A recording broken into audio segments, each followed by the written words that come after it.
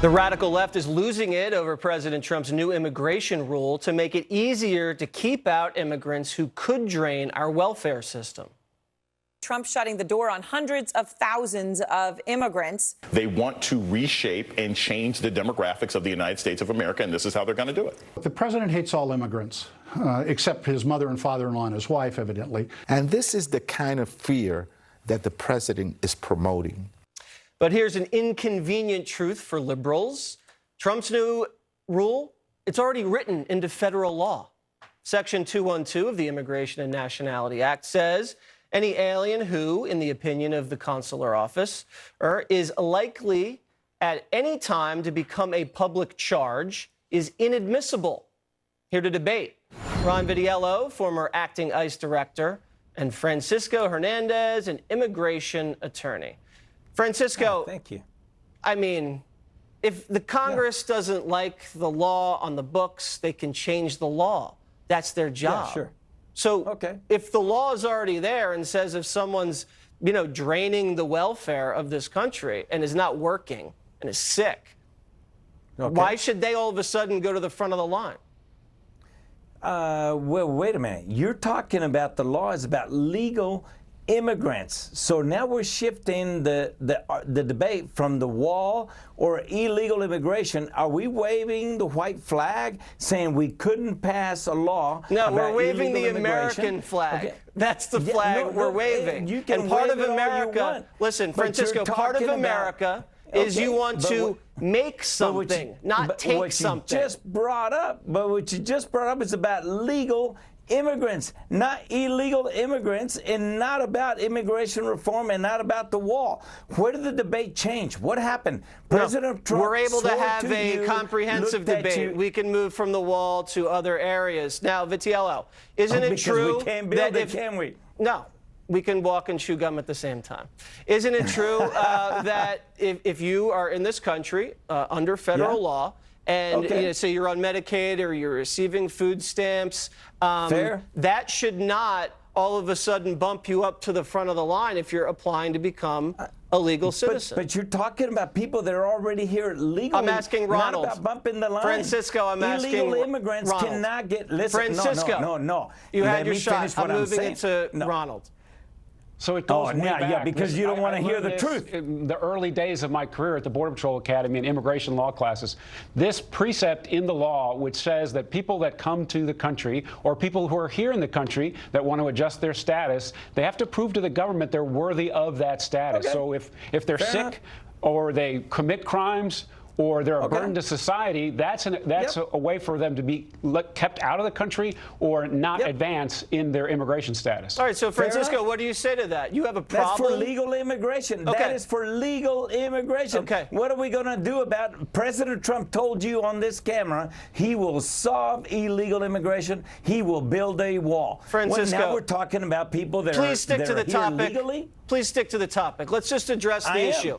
If you're here in this country and you're a non-citizen and you have a visa but you're applying to become a legalized citizen and you're draining the U.S. resources, you're on Medicaid, you're on food stamps, you're not working, you think these people should just be allowed to have citizenship under those circumstances? No, but they're already here legally. No, but that's the point. About legal immigration. If they're non-citizens and they're in this country on a green card or they're on a visa, student visa, work visa, something like that, and they're applying to become U.S. citizens, but they're not working, and they're on Medicaid, and they're on food stamps, and they're watching TV all day, probably not Fox. You think they should be able to go to the front of the line and say, oh, yeah, let's bring him in or her in? That's not it. When you apply to become a citizen, you have to answer questions, have you taken any public benefits, and you say no. That's been the law for years. The question is we're diverting attention from illegal immigration and the wall. Why have we not built the wall? Well, actually, 14 miles of the wall has been constructed. 14 miles out of 3,000 miles? The Supreme Court just handed President Trump a big ruling allowing him to take funds from the military and use it to undertake wall construction. Obviously, the wall is being built, and that's just one tool in the toolbox. Am I right?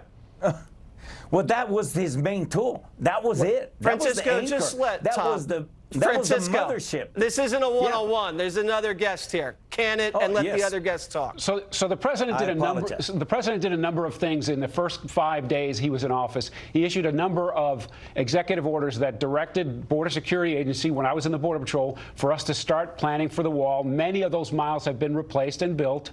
And he also did other things to improve the system for immigration, bring back integrity to the system. This rule and this issuance of this rule is part of that process. It's working the 14 entire miles? problem. The border itself and what happens in the interior, including the public charge rule, which has been on the book for almost a century as it relates to when people come into the country or while they adjust status in the country. All right, Francisco, what do you have to say about the latest attack on an ICE facility in San Antonio? Shots fired into a federal ICE facility. This is, I think, the fourth attack on an ICE facility just within the last month or so.